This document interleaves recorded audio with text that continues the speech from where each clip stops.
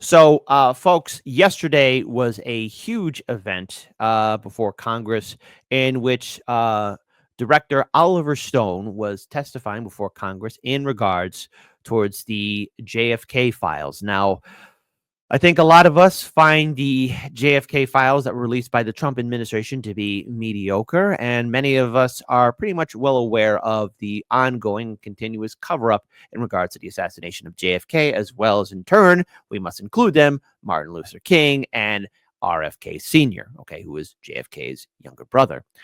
We must remember that these were three significant people whose assassination has forever impacted this nation. And I will keep on saying this, one must wonder what the world would look like if these individuals stayed alive. Perhaps it would be for the best. Perhaps nothing would fundamentally change. But the cover up has enraged many Americans across generations, no matter what state they live in or who they vote for. Because at the end of the day, we all know our government would never lie to us. And I want to give a special shout out to good friend of the show, Jose Vega, who will be joining me on tomorrow's show to discuss a little bit more about this. Jose Vega, as was pointed out by my wonderful community in my Discord, please join us. We have our link tree in the description box below, who pointed it out. So shout out to my audience members. But here's the thing. I have a 9-minute opening in which Oliver Stone is speaking before the members of Congress. And there's two in particular who obviously seem to be a little bit hard in the head. One Representative Boebert and then one Representative Crockett, both of whom do embarrass themselves. But I think it's important that we at least hear the opening salvo from Mr. Oliver Stone, who we do invite on this show to at least talk a little bit more about the JFK files and the significance of it and why we need to have true open transparency. So without further ado, I'm going to be pulling up this video here. I will be keeping my pausing to a minimum on here because his words are significantly important. And I want to get everyone's thoughts on this. So please, let's respect each other's opinions. I know many of us are very angry about how the files came out, how lackluster some of them are. And it's clear that there's still a lot of paper shredding, or perhaps maybe in my opinion alone, perhaps there's still some other documents out there and that we need to see them. So without further ado, let's play it. You know, I was here 33 years ago. I was sat in one of these rooms in Washington, and I told the congressmen and women about this movie I just made, JFK. And half of them were wondering what all the fuss was about. It was just a movie. And the other half were passionate in responding to the cries of their constituents that demanded no more national security reasons preventing this from getting to clarity on our president's assassination. The Warren Commission of 1964, as it turned out, got us to second base with a lot of unknowns. And what was that? Obfuscations. And it all got crazier and crazier, sides taken on this and on that. And what happened that awful day? It wasn't clear as to who the heck did this. Killed the president at high noon in Dealey Plaza in Dallas on November 22. And then year by grudging year, we learned in increments a little, but not much more. Often one step forward and 2 steps back. And now it's 2025. 58 years since Jack Kennedy was killed in 63. Repeat, almost 60 years. That's about 2 generations. Let's say from 1900 to 1960. As a result of the 1992 hearings that resulted from my film, in which I participated, Congress passed the JFK Records Act, which firmly said all the records out unless you have a strong reason to protest our national security. All the reasons, all the records out, which is exactly what this case was, a national security matter. Our president was killed. What is more important than that? Well, the Assassination Records Review Board really tried for about for a few years till 1998 to get those records out. But they didn't get any cooperation, although mandated by law from the Central Intelligence Agency, which operated and still operates as a taxpayer-funded intelligence agency that arrogantly considers itself outside our laws. They say things like, "We will get back to you on that," and they never do. Or they give me a day and I'll come up with a reason why this matter is a national security matter, et cetera, et cetera. Nothing of importance has been revealed by the CIA in all these years, although we know from other records that there's a Also, I do want to give a shout out. So hold on, let me just be real quick here. With the logo, there's a good friend of the show, Jose Vega. Yes, the Hardlands Media logo is covering up his face. We do apologize, but don't worry, we're going to be having him on the show very soon. But I also want to point out here as well, yeah, the assassination of JFK still resonates to this very day. I mean, why the massive cover-up? It could be argued that he was the last lion, the true president, before we got replaced by the good old corporate puppets, the organizations that now control everything from our media to our politicians to our institutions. Notice that ever since JFK, presidents seem to have gotten weaker, punier. You know, they have to listen to what the big money bags have to say. You know, it's easy to look at Donald Trump and Elon Musk and be like, oh, well, Trump is controlled by Musk because Musk has all that money. However, let's not forget Ronnie Boy Reagan, old man Bush, good old Bill Clinton, who ushered in the Telecoms Act and got rid of Glass-Steagall and everything else. The crimes bill, don't forget that. He put that into place with his good friend Joe Biden. Bush Jr., who led us to this ridiculous war on terror. And then, of course, the economic collapse to Barack Obama and his treasure trove of disasters, the first Trump term, and, of course, Joe Biden himself. All of them controlled by money. All of them controlled by the dollars. And no, JFK is not a saint. But just things just look different. They feel different. That after his removal, after what happened to him, there was a change. And the American people, we got abused. Illegal criminal activities in every facet of our foreign policy in practically every country on earth.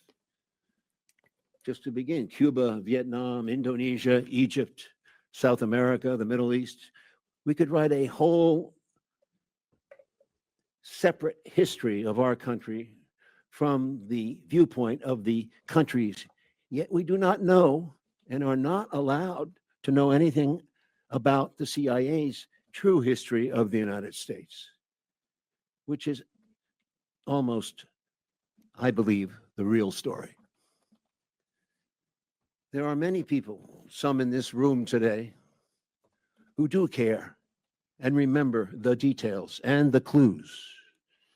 There are real people alive with the integrity of a true detective, like that of the fictional detective Sherlock Holmes, willing year by year to track this cold case, to not so much prove it or debunk it, but essentially to know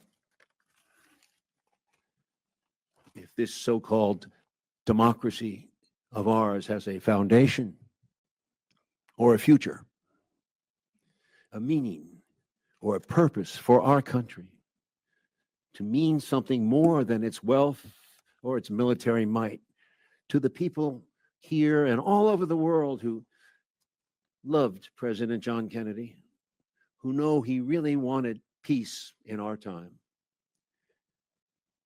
And by that, he said clearly in one of his greatest speeches, not a Pax Americana enforced by American weapons of war, but a genuine peace.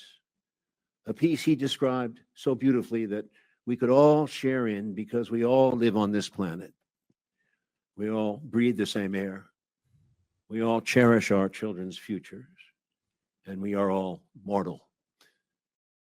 I want to pause here. I apologize. That sounds like a good speech. I would have liked to have seen the follow through of this Pax Americana led by JFK. I think we all would have. It sounds idealistic. Maybe it is just a dream.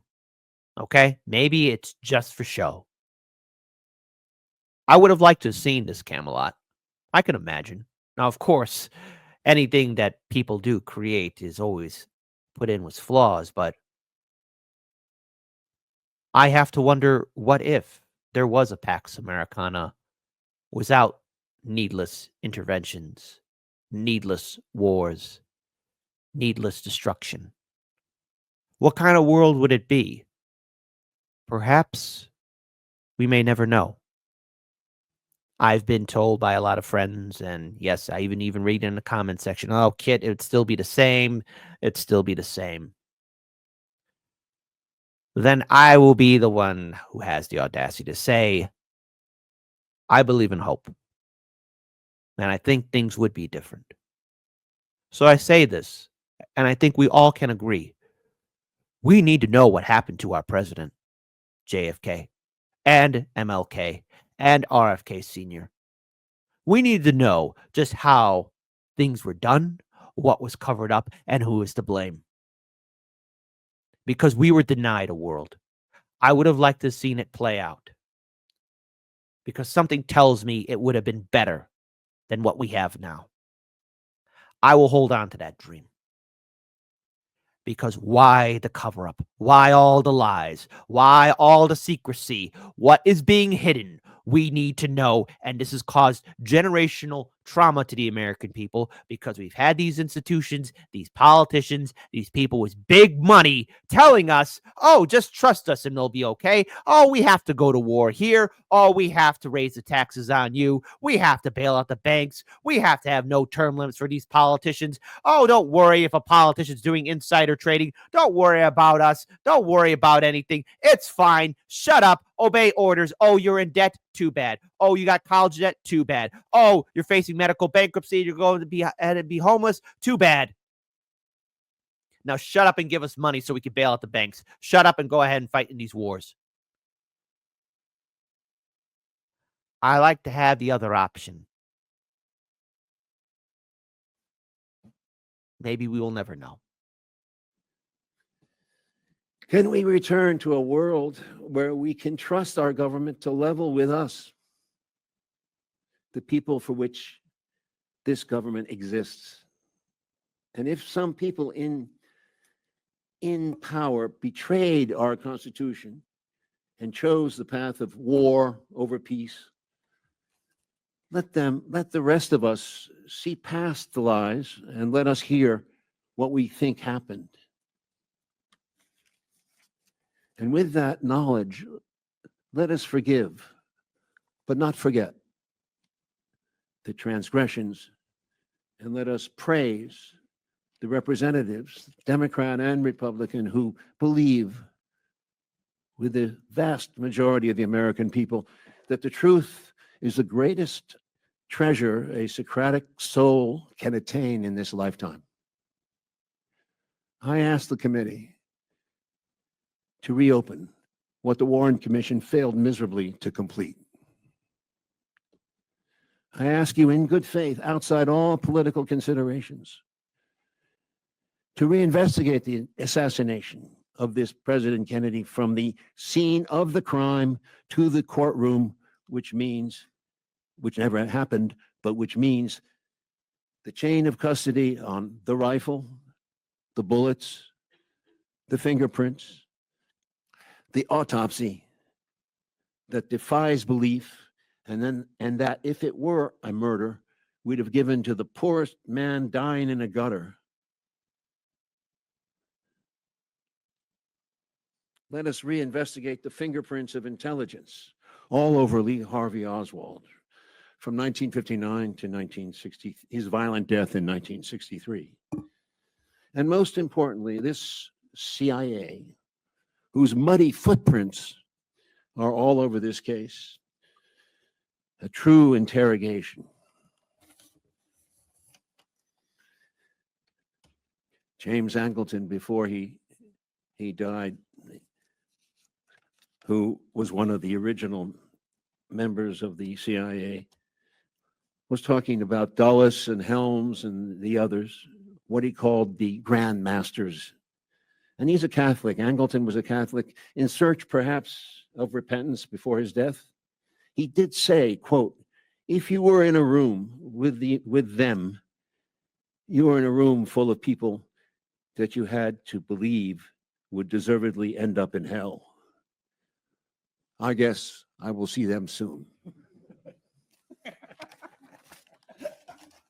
This is our democracy. This is our presidency. It belongs to us. Treat us with respect. Thank you. And with that, there was a little bit more to this entire event that took place. So I just want to pull up this article here from The Hill, and this was live streamed on The Hill, live streamed all over on social media. American filmmaker Oliver Stone said Tuesday that the assassination of former President John F. Kennedy is a cold case with a lot of clues after he testified before Congress earlier today. Now, as we all know, last month, the National Archives released close to 2,200 files. That's around 80,000 pages connected to Kennedy's assassination. The release of the files came after President Trump vowed on the campaign trail and in office to make the remaining documents publicly available. Now, many of these documents, some do have redactions in it. Others have released new clues, but they don't release the full-on finger point like, hey, this person did it. That person did it. Now, Trump signed the executive order at the beginning of his second term to release the remaining documents from the federal government about Kennedy, former Attorney General Robert F. Kennedy, and civil rights leader Martin Luther King. However, again, we're still waiting on those two files to be released. And if anything is to set the precedent of how these files will be released, I mean, let's look at how they released the Jeffrey E. files. I mean, my goodness. So those influencers who were like jumping up for joy because you had the files in your hand, those were stuff that was already released. And second of all, if I was there, I would not be smiling or jumping up for joy if I had those files in my hand. And if I saw my colleagues, my fellow, streamers doing that, I would have to apologize on air and be like, I'm very sorry for their actions jumping up and down, because there's a lot of questions surrounding Jeffrey and the people that he knew.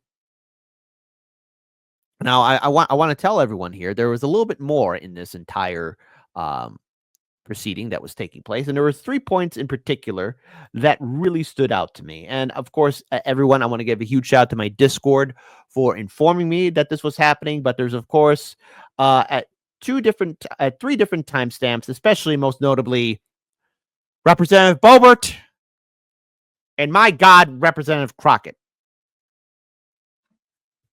My brain hurts even just thinking about this, okay? Because Bobert and Crockett, Boebert confuses Oliver Stone for Roger Stone, and Crockett,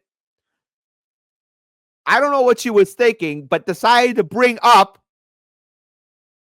the Trump signal, the group chat in regards to the bombing of the Houthis in Yemen.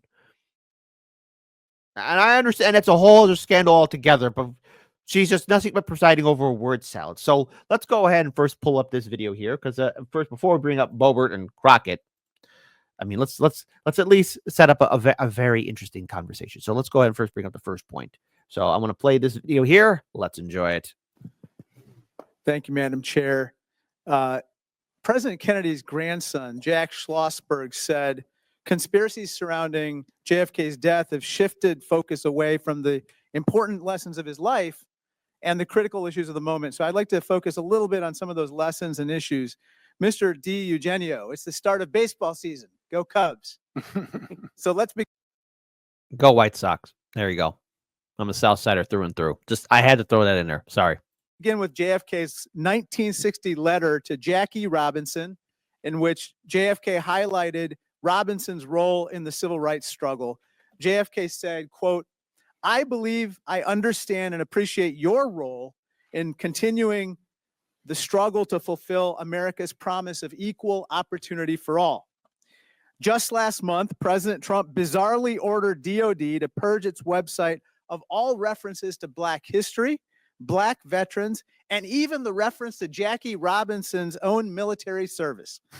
In response, Mr. DiEugenio, you posted that what Trump did was, quote, really sick. That's what you said, and that's what you believe, right, sir? I mean, yes. Yes? Did I say that? Yeah, you did. And Okay, I'm sorry. I don't recall saying that. Okay, maybe I did, maybe I didn't. Okay. Yeah, it's I right wish here. you'd have This is given your me tweet. before so I could have looked at it. Mr. Morley, you said that JFK, quote, took great risks on behalf of all Americans in resisting the forces of militarism and racism. Yes. Donald Trump, on the other hand, recently eliminated, believe it or not, the prohibition on federal contractors using or maintaining racially segregated facilities.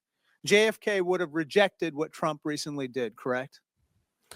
Look, I mean, this is about JFK versus Trump. I mean, if JFK was still alive, would he be against Trump? Who knows? But this is like Trump derangement syndrome on display here, okay?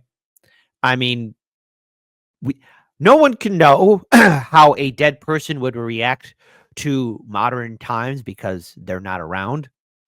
Who knows how JFK or MLK or RFK would react to today's world? Who knows what their thoughts and opinions would be? You know, again, all this attack towards Trump, and I get it. There's a lot of policies that Trump is implementing that I'm not a fan of, but I want to remind everybody that he used to be a Democrat and that everything that Trump is saying, he's never really changed his tone. He's always been the same person. I'll give Trump this. He's always been consistent with who he is. Okay? So all this shock and surprise, oh, Trump's doing this, Trump's doing that. Remember, Democrats were smiling as they were spreading the eagle so that they could get his money. Okay? He was a donor to Democrat politicians, which means these politicians knew who he was, what he was about, everything in between. They knew. Any Democrat that's taken money from Trump is now acting surprised. I'm looking at the Clintons, for example. They knew who he was.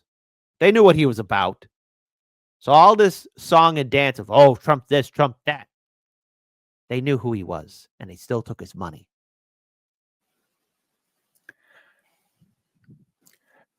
You know, I was invited here to talk about the JFK files, and Precisely. Talking about the JFK files. I'm going to stop my pausing. Sorry, folks. I don't want to make a partisan political issue of it. Like I said, I'm a liberal Democrat, and if in general I had to choose between a conservative Republican like Donald Trump and a liberal Democrat like JFK, I would choose JFK. Well, let me talk about USAID for a second, because that was something that JFK actually established. Sir, recently, USAID is now being shuttered. Again, that is something that is a very important part of his legacy, and that's something that he would have opposed, obviously, correct? I think President Kennedy would have said that no government agency is sacrosanct, and I'm sure he would have said that any federal agency that should be abolished should be done in consultation between the president and Congress. And that hasn't been done here, yes, sir? Not that I know of. Let me turn to another topic. Mr. Stone, some of your films, such as Platoon and Born on the 4th of July, were inspired by your own military experiences in the Army when you deployed to Vietnam in the 60s, right? That's correct. We have this picture here of you in Vietnam. Thank you. I thank you deeply for your service. We actually found a picture of you in Vietnam, and you were awarded the Bronze Star for Valor, correct? That's correct. You've written that your Bronze Star was because of your actions during a, quote, mean little ambush, which had cost you a lieutenant, a sergeant, and even your scout dog, correct? I'm sorry, I didn't hear that. What was he saying?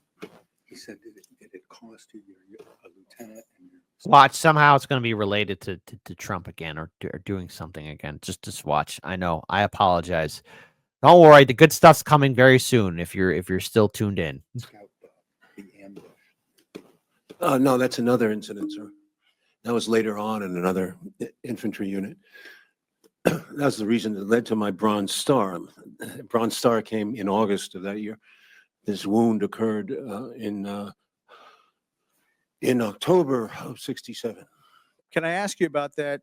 It's ambushes like this where sometimes people are waiting opportunistically to fire upon you, but sometimes they have some type of information that allows them to lie in wait for a surprise attack. And part of that information could be your whereabouts or the timing of your arrival, correct? You're talking about friendly fire or fragging? Is this what you're Ambush from the enemy. ambushed?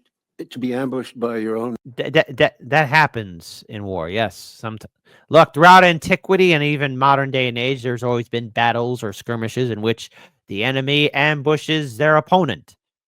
That happens. Are you talking about friendly fire, Representative? What are you getting at here? Man, your own troops? Is that what you're saying? Ambushed by the enemy, the adversary. The adversary. Okay. Well, I'm a little confused, but I just want to make the point that yes, there was a tremendous amount of friendly fire casualties in Vietnam, and there's in any war, I believe. In my experience, 10% doesn't even describe it. I think it's closer to 15 or 20% in terms of friendly fire deaths and wounds. Yeah, Mr. Stone, we'd like to thank you for your service to this country. You are a Thank war you. hero. You have a Bronze Star and a Purple Heart, and I think Thank this you. committee reflects that. Thank you. The chair would like to now recognize Mr. Now, hold on.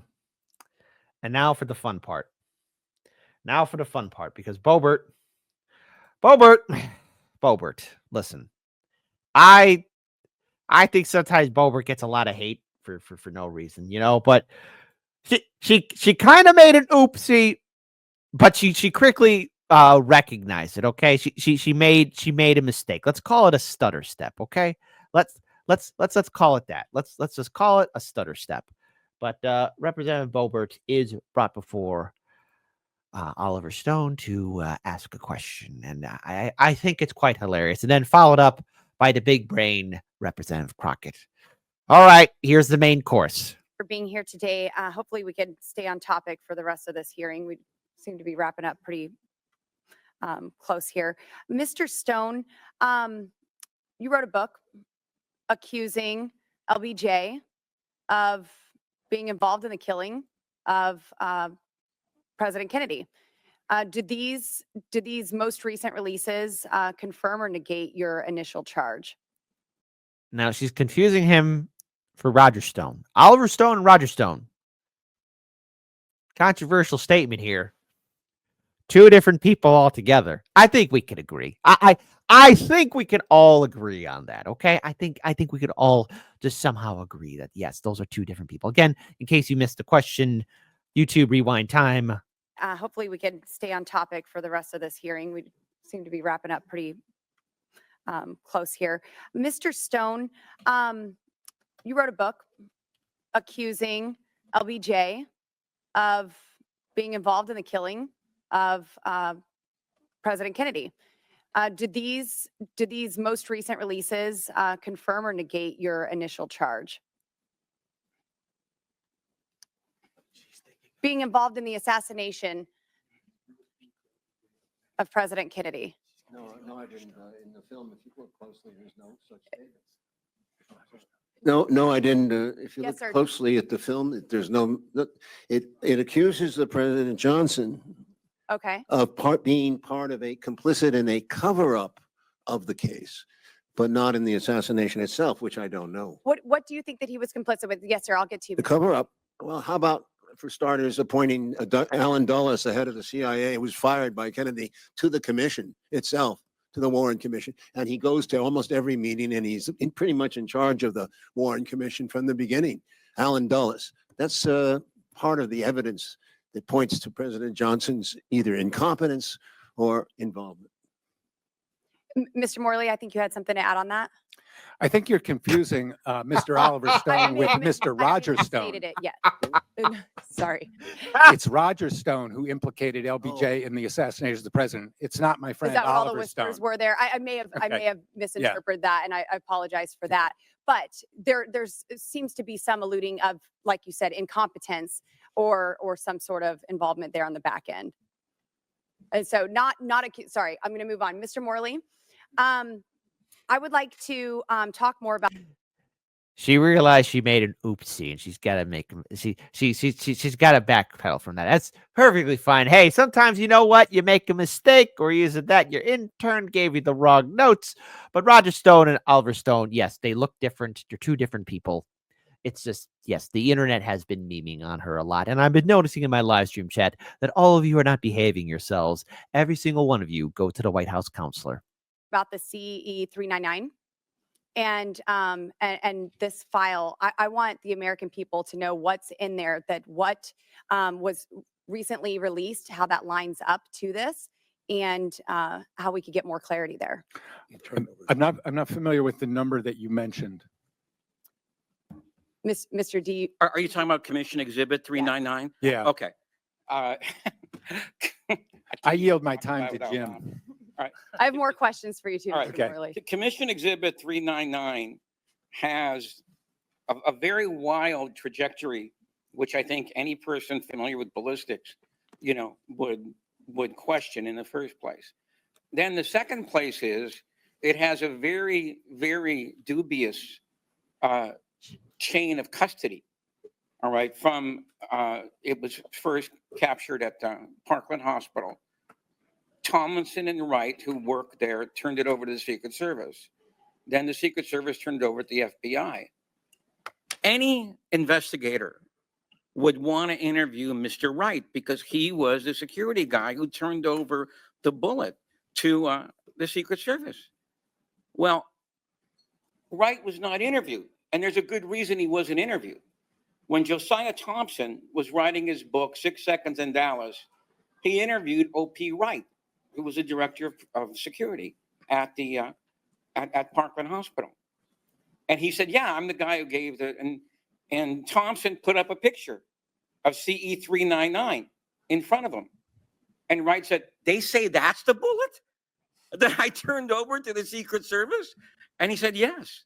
And he says, no, I did not turn over that bullet. And he opened up the drawer, okay, and because he was in charge of the whole security thing, and he pulled out a bullet and says, this is the kind of bullet that it wasn't a hunting round. Okay.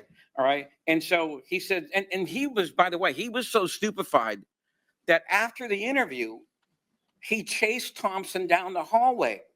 And he said, are you sure that's the bullet I said that they said I turned over? And he said, yes. And he just shook his head. I can't believe he couldn't believe it. I want to pause here. Yeah, don't worry. Is this the round? Because I'm listen. 4 years I served in the United States Marine Corps. All right, and this is gonna shock and blow the uneducated mind.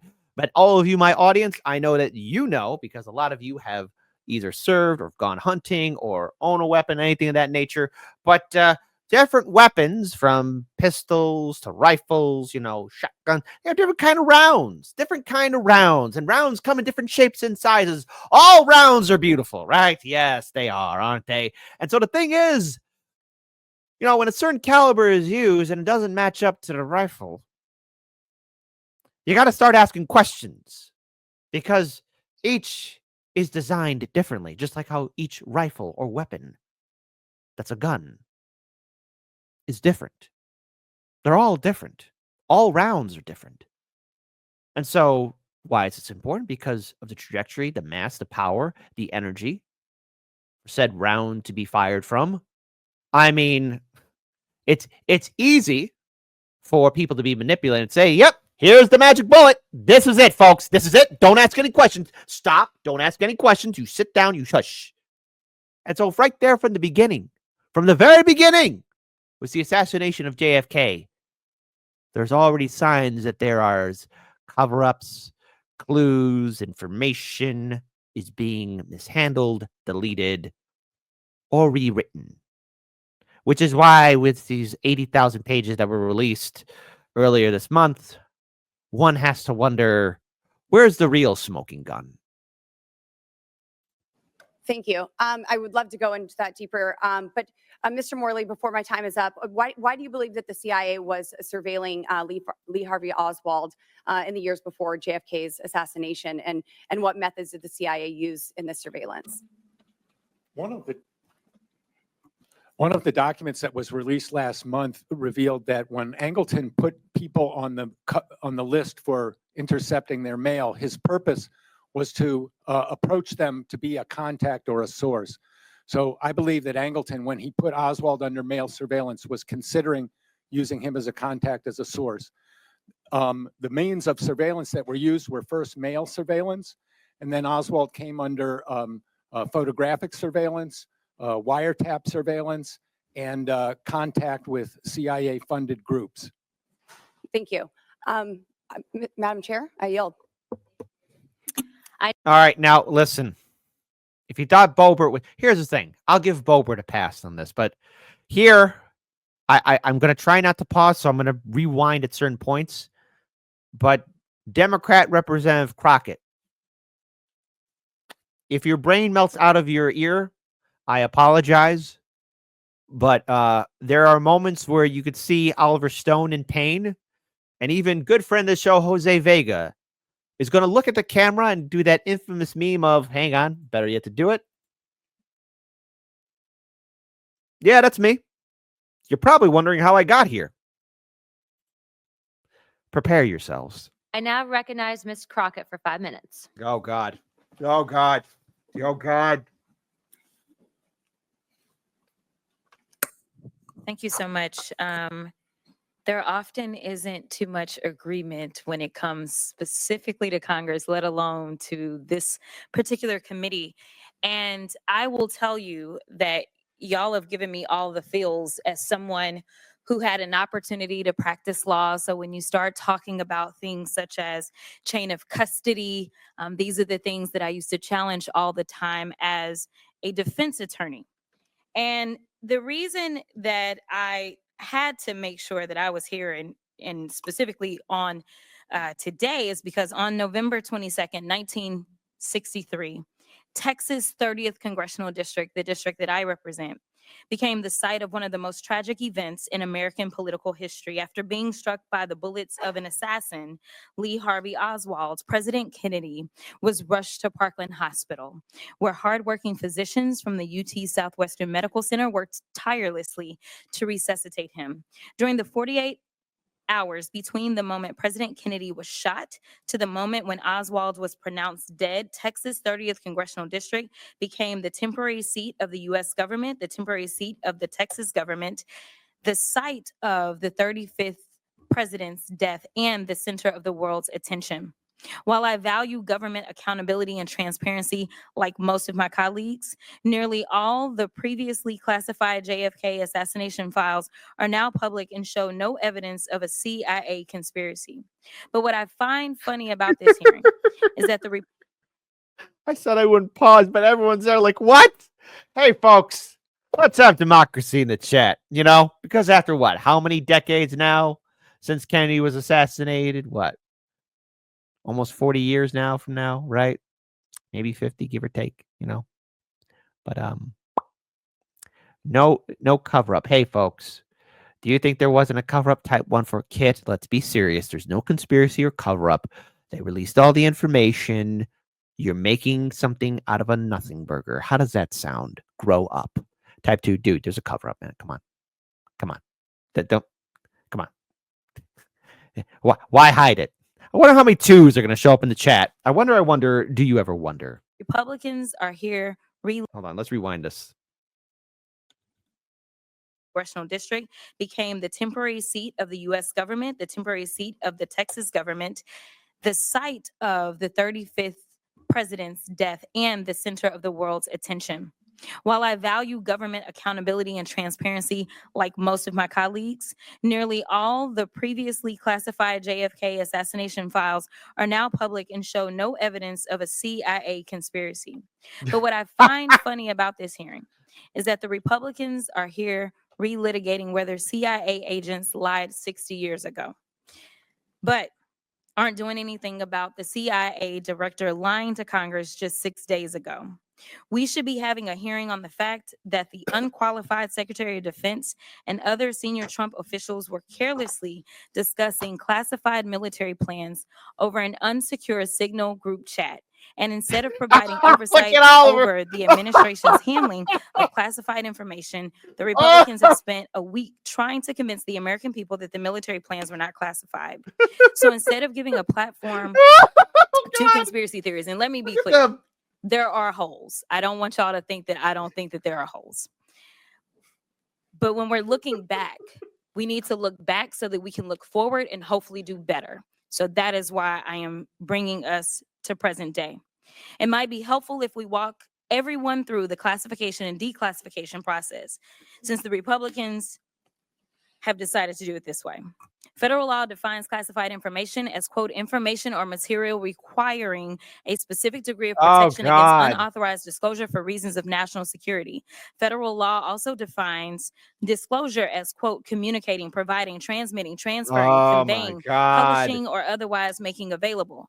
Congress has long enacted classified information laws that forbid the disclosure of classified information. Separately, Executive Order 13526 puts in place a uniform system for classifying and declassifying national security information. According to the executive order, classified information includes the following, quote, military plans, weapons, systems, or operations, intelligence activities, including covert actions, intelligence sources or methods, and foreign relations or foreign activities of the United States, including confidential sources. Under the, quote, general responsibilities provision of the executive order, quote, heads of agencies shall ensure the agency record system are designed and maintained to optimize the appropriate sharing and safeguarding of classified information and help facilitate its declassification, not to mention that it's also illegal under federal law to destroy classified documents and information. So this administration is breaking law by discussing classified information over unsecured channels and breaking the law by destroying the evidence of the conversations. We wouldn't be able to have today's hearing if the CIA destroyed the records associated with the assassination of President Kennedy. So, Mr. Morley, wouldn't it be impossible for you to act? Look, I'm sorry that you guys have to go through this, man, but like seriously, I mean, so yes, I think somebody did write that for her. Okay, I'm seeing the live stream chat, so I'll ask the question. Chat, do you think somebody wrote that for Crockett, or was that her own big brain? Type 3 for it was her own big brain. Type 4, somebody wrote it for her. Because what the hell does the Trump Yemen signal thing have to deal with JFK? Two different things altogether. And already saying right off the bat that doesn't look like there's a cover-up. Why are you saying it doesn't look like a cover-up? Because why the secrecy after so many years? Why all the misinformation? Why all the smoking guns? Why is it? I mean, anybody could see it. It's very questionable what happened to JFK and in turn also MLK and RFK. I think the American people are entitled and have the right to know. Why is it that Representative Crockett decides to go on this whole long mini filibuster talking about things and her feelings and her anger towards Trump? Because what? Trump derangement syndrome is the latest fad. Listen, it's been played out during the first term of Trump. It died out and during the 4 years of the Biden-Harris administration, and it's not cool. You can't bring it back. It's not the Macarena. Accurately report on the JFK assassination if the CIA and FBI deleted all documents like the Trump administration officials plan to do in the Signal group chat? The Signal group chat has nothing to do with this. The CIA destroyed a lot of records related to President Kennedy's assassination. Again, I didn't come here to engage in a debate about partisan politics. I think everybody agrees about the JFK files. And I want to endorse Mr. Davison's call for full funding of public records offices in the government. I understand. And Mr. Stone, wouldn't it be nearly impossible to produce a film if there was not a legitimate record of these events taking place?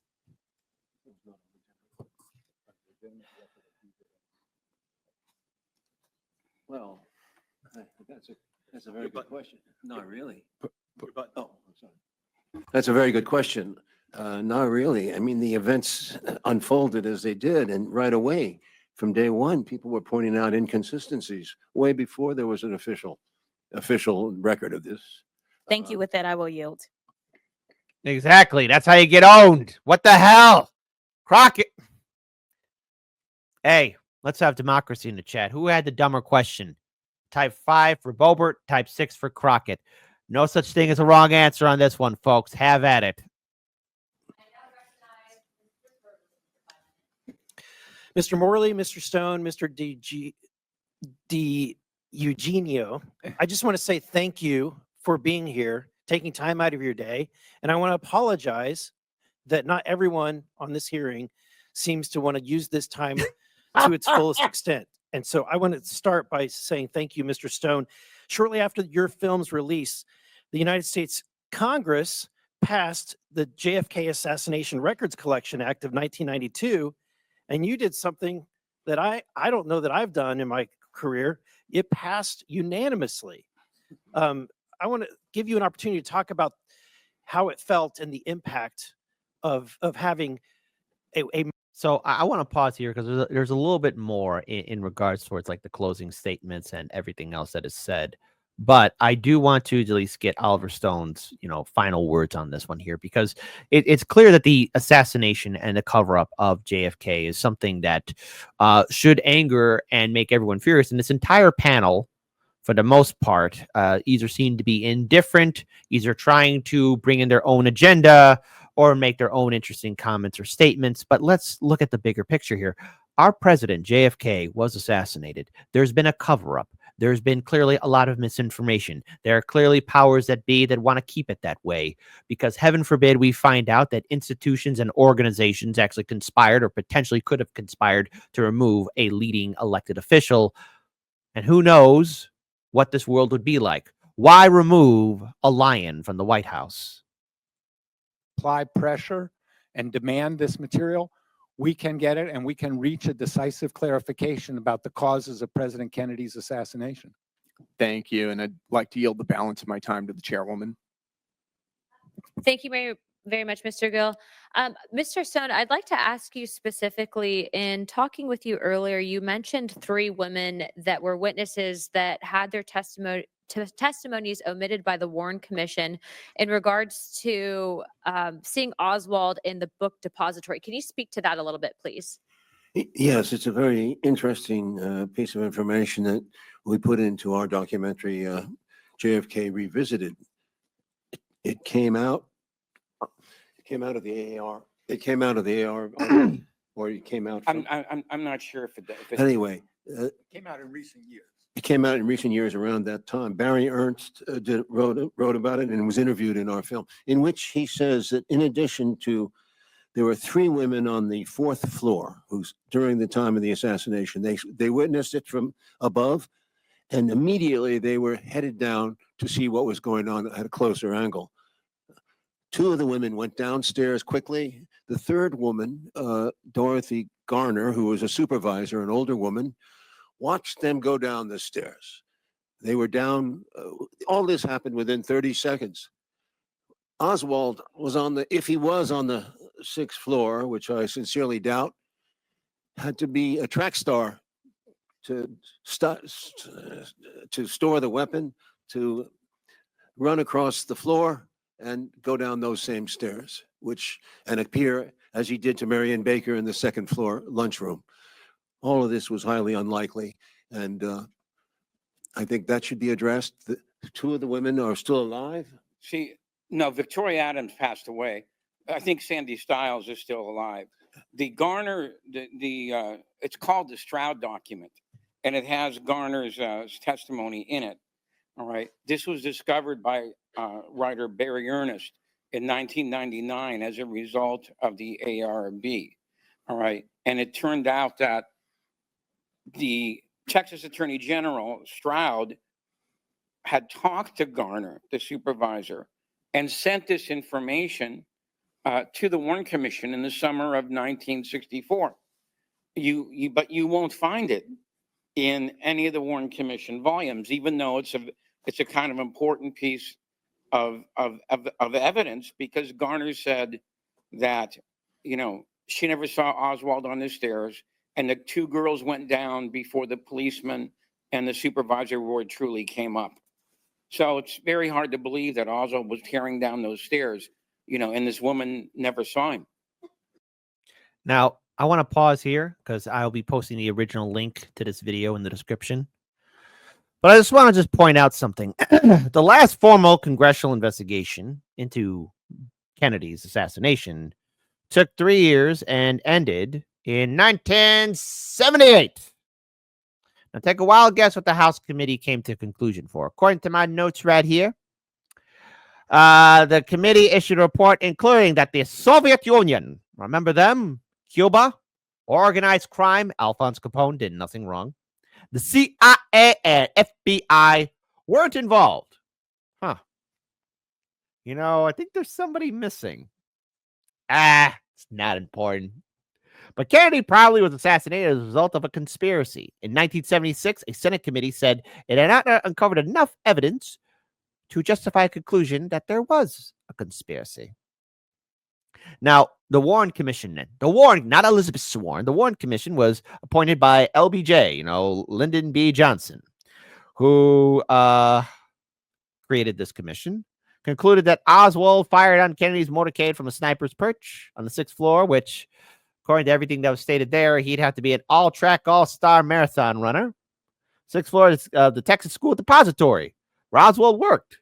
Police arrested Oswald within 90 minutes. And 2 days later, a guy named Jack Ruby, who was a nightclub owner, shot Oswald during a jail transfer broadcast on live TV, where also Oswald said he was being set up.